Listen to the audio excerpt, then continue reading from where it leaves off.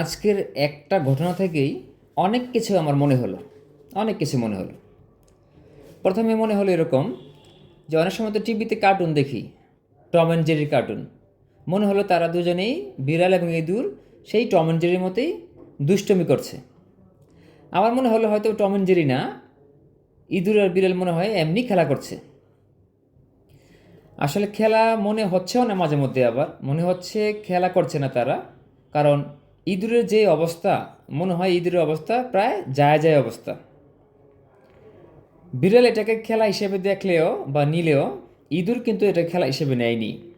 কারণ বিড়াল কিন্তু প্রায় প্রায় সেই ইঁদুরটাকে কিন্তু মুখের মধ্যে নিয়ে নিচ্ছে। তখনই হয়তো বা ইঁদুরের প্রাণ যায় যায় অবস্থা। ইঁদুর তো কোনোভাবেই সেটা খেলা হিসেবে নিতে পারে না, যদিও সেটা বিড়াল খেলা হিসেবে নিতেও পারে। অনেক সময় শুনি বিড়াল মরা প্রাণী অথবা জিনিস সহজে খেতে চায় না। তাহলে মনে হয় বিড়াল এই প্রাণীটাকে বা ইঁদুরকে মেরে তারপর হয়তো খাবে। আবার অনেক সময় এটাও জানি যে বিড়াল সহজে খিদে না লাগলে খেতে চায় না। তার মানে হয়তো তার এখন খিদে নাই, যে কারণে তাকে মেরে খেতে চায় না, অথবা বিড়ালটা ইঁদুরটাকে মেরে তারপর খাবে।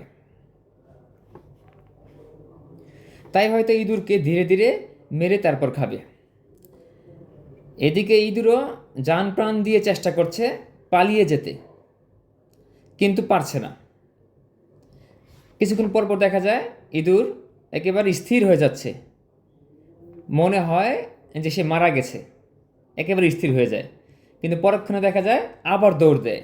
তার মানে সে তো এখন মারা যায়নি, চেষ্টা করছে কিছুটা শক্তি নিয়ে আবার দৌড় দেওয়ার জন্য, এরকমই মনে হচ্ছে।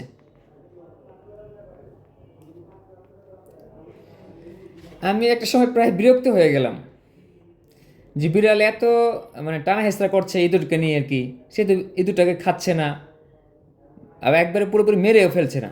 তাহলে এত খেলা খেলি দরকার কি? যদিও অধৈর্য আবার হলাম না। অধৈর্য না হওয়ার কারণ হলো কি, কারণ খেলা তো খেলাই, খেলা যত বেশি জমবে, কন্টেস্ট হবে, তত বেশি মজা। হয়তো বিড়াল এটাকে ওই খেলার মজা হিসেবে নিয়ে নিয়েছে, যে কারণে এখনও পর্যন্ত মেরে শেষ করছে না আর খাচ্ছেও না। শেষ পর্যন্ত কিন্তু ইঁদুরটা সর্বাত্মক চেষ্টা করছে বাঁচার জন্য।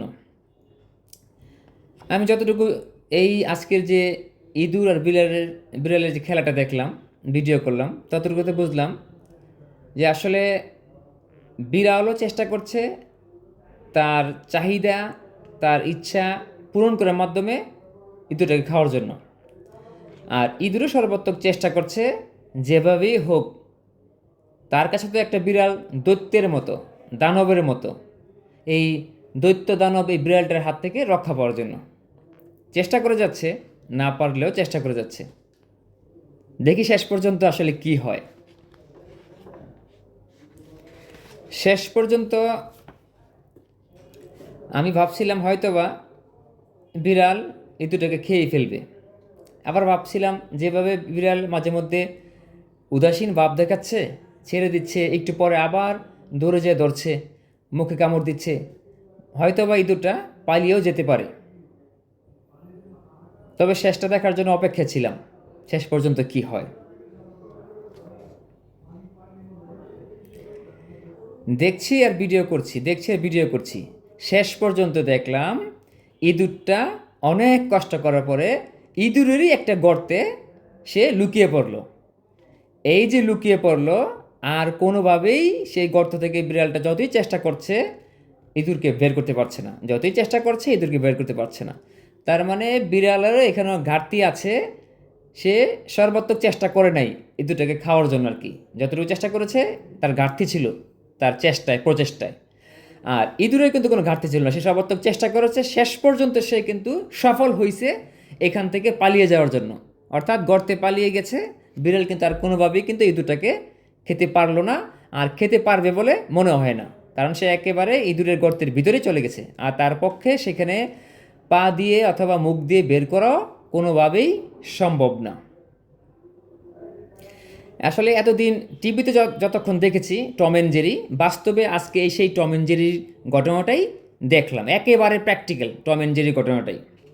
এখানে আমরা শিখতে পারলাম একটা মানুষ ব্যর্থ হওয়ার আগ পর্যন্ত চেষ্টা করলে হারার আগ পর্যন্ত চেষ্টা করলে সে পারবে অবশ্যই।